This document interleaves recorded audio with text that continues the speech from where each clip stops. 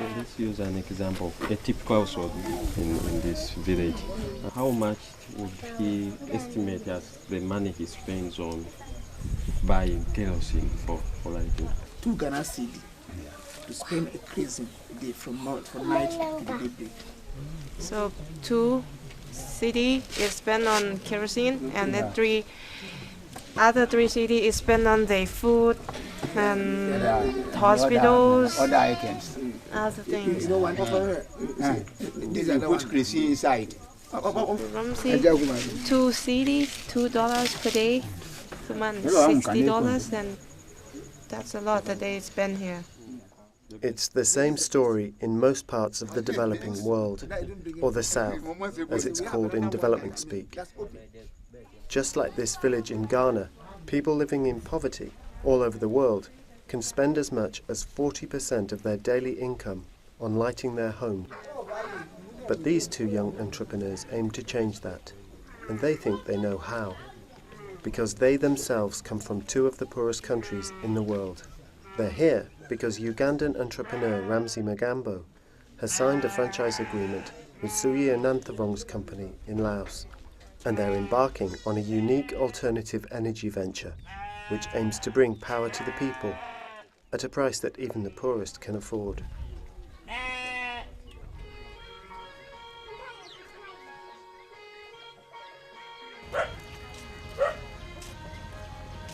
This is Laos, or officially the Lao People's Democratic Republic, and one of the poorest countries in the world.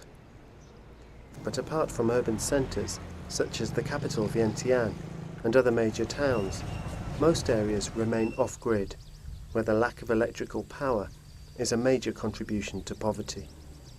Once night falls, in many regions, the darkness is absolute.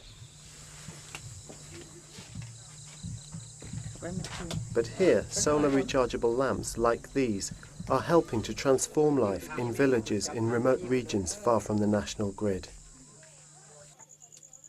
It means that villagers like Noi can work long into the hours of darkness on products that she will sell at the local market.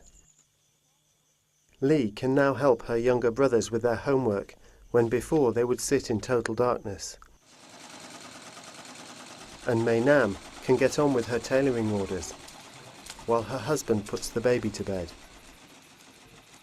All thanks to a new form of social entrepreneurship that is bringing power to the people at a price that even the poorest can afford.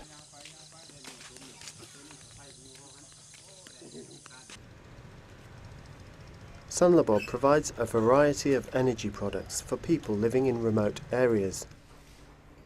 These range from home lighting systems, refrigerators used in rural health centres to store medicines, rechargeable solar lanterns that can be hired daily, solar water pumps, which provide irrigation to fields, increasing villagers' crop yields, to complete independent village grids in extremely remote areas, using a combination of solar, hydro and diesel generator power. There is a demand, I realized this, and I thought maybe a good opportunity to start a business here in Laos, in rural electrification, in renewable energy. Using his knowledge of rural life, Andy has developed a franchise network that can respond to the villagers' needs for electricity and which can maintain the equipment. The first step was creating a franchise network. This is proven technology. This technology is good for the next 20 years, but requires maintenance. And this is a problem from other projects before, not so often focused on these issues, maintenance. Who is doing the maintenance? Who can provide this? Who can provide spare parts in rural areas?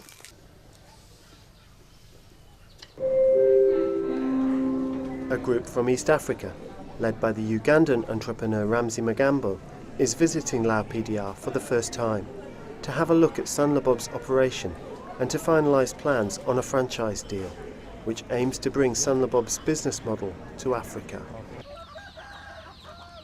The company starts in an area by finding a local entrepreneur to become the franchisee. He will be responsible for a number of villages across a district and he in turn will employ a villager to maintain the service and to collect the rental fees in each of the villages. And there is always someone with technical ability to be found. Often it's the local mechanic, as Kamsao Kamfavongsa in Bansor. อยู่ให้อยู่นามาบ่ให้ใส่กระเตียงมันก็ความมืดมันหลายเนาะคันใช้โตนไฟมือถือหิ้วเฮานี่ก็แสดงว่ามันความแจ้งความสะดวกสบายในกลางค่ำกลางคืนเนาะแบบที่ว่าบ่มีไฟฟ้าที่ไปถึงต้องได้ใช้ตัวนี้ทดแทนข้าพเจ้าต้องได้อยู่เบิ่งติดตามเพื่อว่ามื้อแลงประชาชนเขาเจ้ามาเอาหม้อฟืนหม้อไฟเฮาต้องได้เอาให้เขาเจ้าเพื่อบ่อยากให้ระบบของพวกเราตกเหี่ยเสียหายเราต้องได้50 สอบตัวนี้เกี่ยวกับเรื่องระบบให้เช่าของพวกเราสำหรับข้าพเจ้า For the villagers of Bansor, access to electricity and earning a better living has also meant better access to medical care. The doctor at this rural health centre can now store his medicines in a solar-powered fridge. Before, there was no way to keep medicines cool, and villagers had to travel 2 days to the nearest town to get an injection. The franchisee is also responsible for community systems such as these, for which local villagers pay 5 cents a month. So this is the first time in Laos that the population, that people in a district taking over their own responsibility. Before it was always the case of saying, hey, NGO, donor, please help us. We need a fridge unit for the health post. We need that and this. Please help us. Sunlabob has also cultivated relationships with the Lao PDR government and international NGOs in public-private partnerships, or PPPs. The village of Nam Kha is an example of public-private partnership. It's a 12-hour drive into the mountains north of the capital. Here, Sunlabob is in partnership with the government and an international NGO, and together they have established an independent grid which provides electricity to the whole village. So we become here a private energy provider, the utility for remote areas. Our approach is selling kilowatt hours according to the needs of the people. At Nam Kha, Sunlabob has set up a full village grid through a unique combination of hydro, solar and diesel generator. Synchronizing these different energy sources has been a technical challenge, for which they've received international acclaim. Now the grid has been up and running since 2006 without a hitch, bringing 24-hour electricity to about 200 households. Just like in the city, they can run any appliance from televisions or cookers to power tools for work. We, as an energy provider, our core business is providing electricity. Our core business is not train the people, do capacity building, set up the whole value chain. This can't be. This is why we have to come together with a public partner. Here, the Lao CEO of Sunlabob is meeting with villagers to discuss income-generating potential in the village. A representative from Swiss NGO Helvetas is here also, as they are providing the technical expertise. And a local politician is also here, showing government support. So this is also what the public side realized now.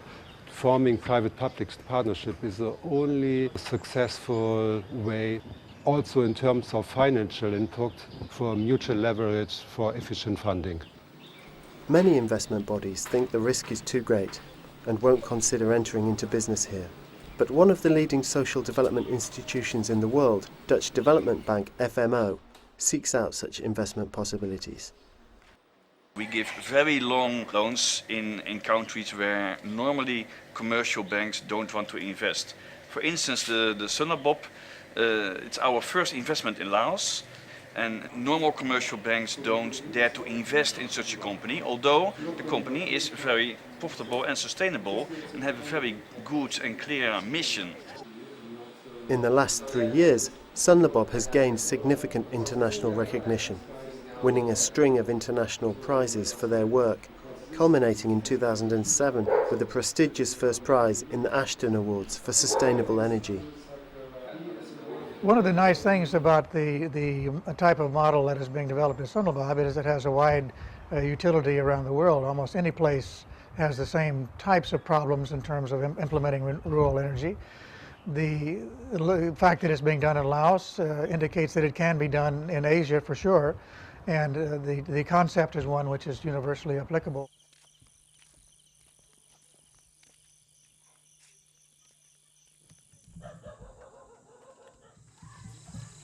We have in remote areas up to 25% of the people who can't afford to pay a fixed rent per month. So what to do? We have the duty as a provider also to take care about these people. This was the idea when we starting to create our portable battery lamp. So our approach is to have a central charging station in the village. The village entrepreneur is taking care of his business.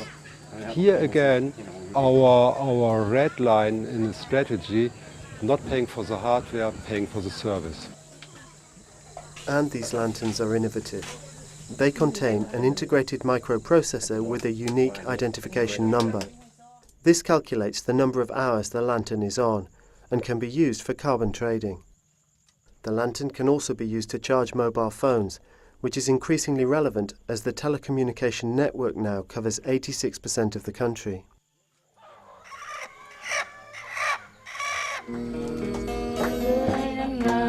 It's the last night in Lao PDR for the Africans, and they're given a traditional send-off. But it won't be the last time Ramsey sees his new Lao partners.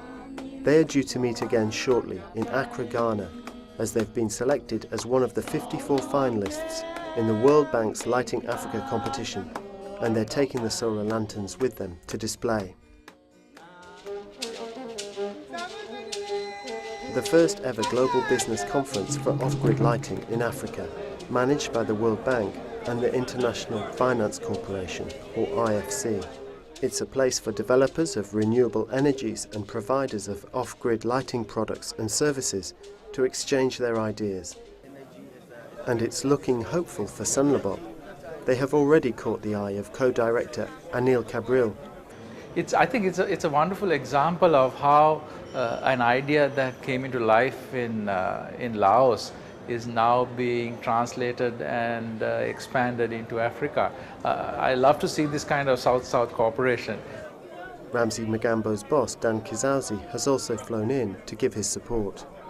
We're dealing with a company that is based in a southern environment and working with us. So some of the issues we're dealing with are faster. We're faster to arrive at an understanding between each other. I'm not aware of many other South-South corporations in the area that I've been working in.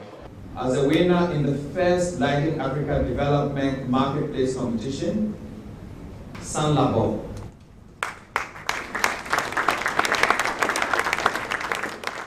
It's going to have to be adapted. We know we can't plug in a solution from here to there, but the basic tenets and the way that operation evolved is going to, I think, end up with a more successful venture in another developing country market than someone from Germany who knows the technology and sure knows the German market, thinking they can fly in and make it successful here. Sunlabob has taken the step into a new continent and is beginning a business exchange from one of the poorest countries in the world to another one of the poorest. And whatever the future may hold, this unique energy provider will continue to bring power to the people.